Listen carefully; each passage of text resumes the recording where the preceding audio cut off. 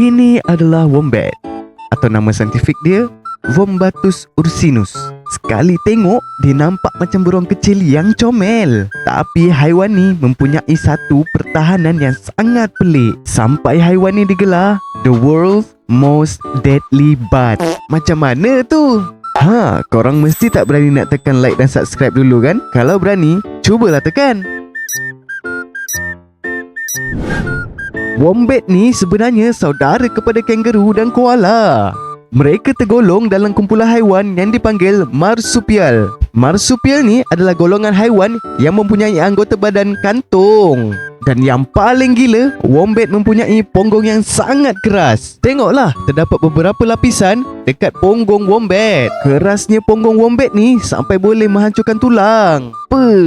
Menurut korang, haiwan ni lebih kepada comel atau lebih kepada pelik? Cuba komen dekat bawah guys. Macam mana tu?